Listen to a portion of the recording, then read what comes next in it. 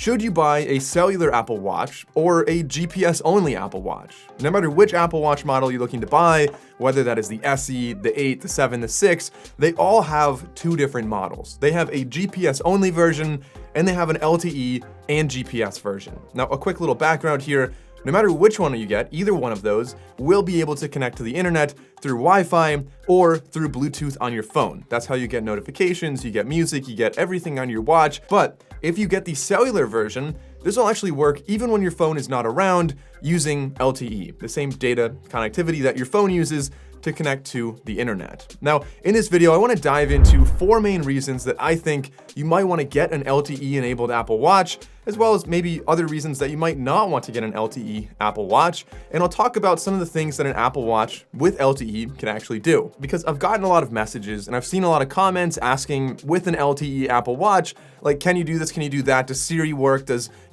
calling and texting work? And so I'm going to talk about all of that as well. But let's start off with some of the main reasons I think you might want to get an LTE Apple Watch, some of the reasons that really justify that added cost. So the first one is maybe you want to disconnect sometimes. Maybe you use Instagram and Snapchat and TikTok a little bit too much on your phone, and you want to leave your phone at home and disconnect, whether that's going on a walk or something like that, but you have responsibilities or you're worried about otherwise missing out. You don't want to miss an important phone call that maybe your kids are in school and they need you to pick them up. Maybe you have a friend that went to the hospital and they want you to come. Like, whatever it is, if you're afraid of being disconnected, then your Apple Watch could really fix that. Now, the second one is a little bit more if you're kind of a wilder person and you're going out to bars and you're worried about losing your phone, right? So there's this club in Philly called Concourse. They have this huge ball pit in there, and every time my friends go there, people lose their phone. People always lose their phone in this giant ball pit because, first of all, they're drunk and they forgot to take it out of their pocket before they went in, and then it falls out. But that's where something like an Apple Watch, again, if you didn't have to bring your phone out, you could get Uber, you can get phone calls, you could text from the watch and never really need to bring your phone with you. The third reason is related to the materials. So when you're buying an Apple Watch, you can get the aluminum Apple Watch, which comes in either option, LTE or GPS only. And if you look for the other materials, for example, stainless steel, you have to get the cellular version. It doesn't mean you have to get a cellular plan with it, but there is no GPS-only stainless steel Apple Watch, at least not for the Apple Watch 8. So if you're looking for the stainless steel one, that's pretty much why you'd be getting a cellular version. And the fourth reason, probably the biggest one for me, is I like to go for runs or walks or bike rides without the added bulk of having my phone. Like running with the phone, like strapped to your arm or on like a belt or in your hand, like it's just very inconvenient for me. And so if you're running further or if you're biking further, it can be really beneficial to have internet access.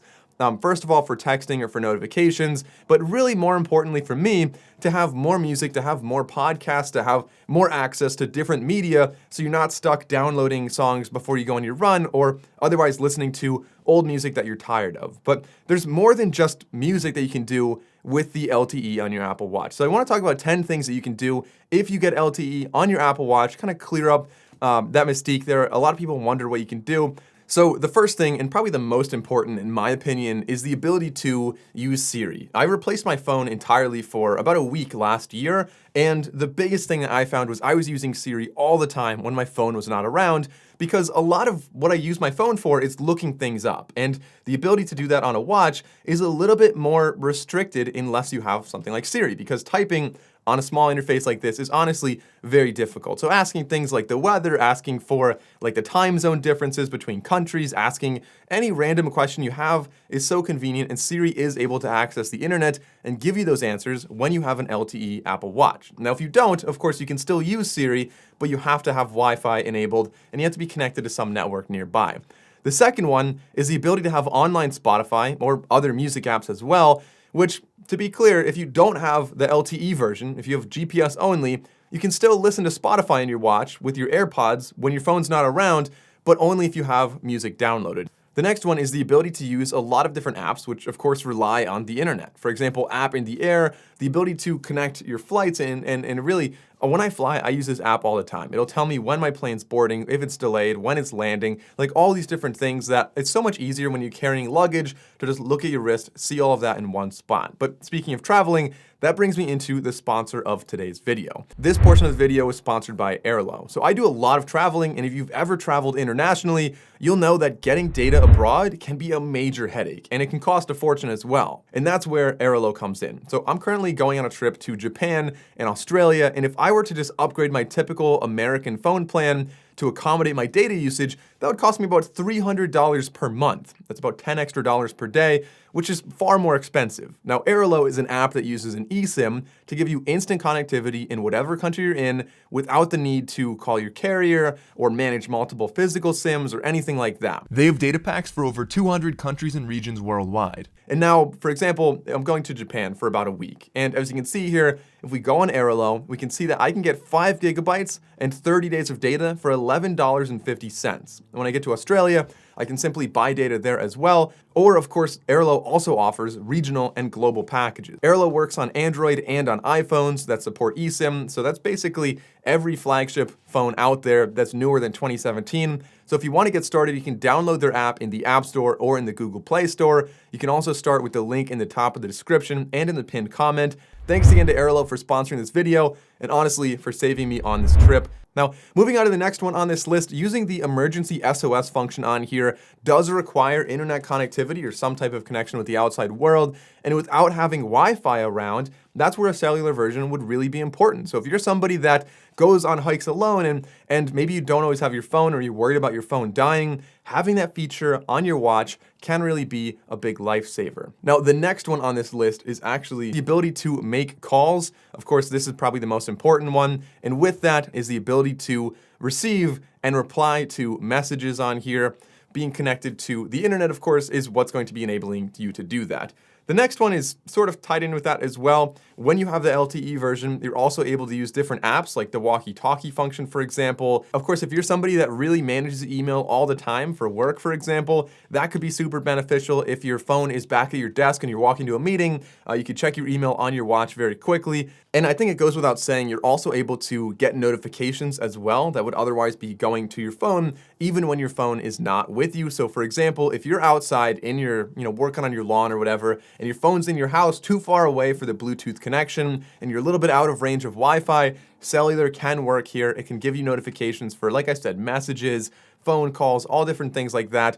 And as I mentioned before, if you have AirPods, you can connect them to your watch to answer phone calls, to listen to music, to listen to podcasts, to do all of that from your watch. And really the last one I could kind of think of here, of course, there's infinite different things you could do, but the last one that I thought of is actually controlling your home, so your smart home. You could be doing that directly from your watch with Apple HomeKit super easily. So there are some downsides though, of course. This is not all positive. The first one is that it definitely is more expensive up front. So most Apple Watches are about $100 more expensive if you want to have the LTE version, which means you're looking at maybe a 20% increase in price between $400 and $500. And then on top of that, if you actually want to enable the LTE, you have to contact your phone carrier, and usually it's about an extra $10 per month.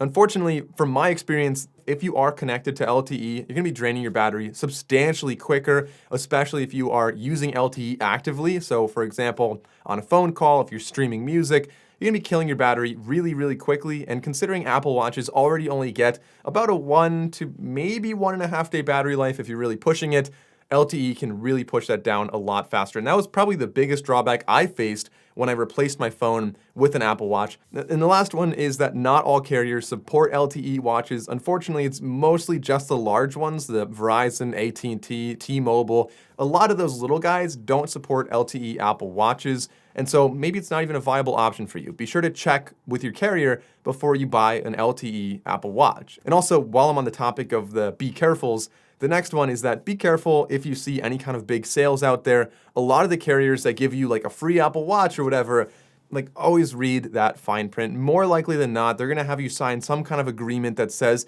you're going to pay that extra fee every single month and keep it on their network for 2 years or something like that. And if you want to get out of that, you're gonna have to pay some kind of termination fee. So again, always read that fine print. If you're not confident that you wanna be locked in for 2 years, then I recommend buying directly from either Apple or from Best Buy. I'll put a link down below. So in conclusion, the Apple Watch with LTE can be genuinely independent from your phone, but it's a lot more expensive, which is why if I were doing this, I would probably go for this route right here. So you see, the Apple Watch SE is really the best deal here, costing only an additional $50 instead of an additional $100 to get LTE. So if you're considering the Apple Watch 8, maybe this is good news. The SE with cellular starts at $299, which is still cheaper than the Apple Watch 8 without LTE. So honestly, if I were getting a new watch, that's probably the route that I would go. If you're on a budget, that really is what makes the most sense for me. If you're not on a budget, then just spend the money on the Apple Watch 8 with LTE anyway. And if you decide in the future you want to, use that on your plan,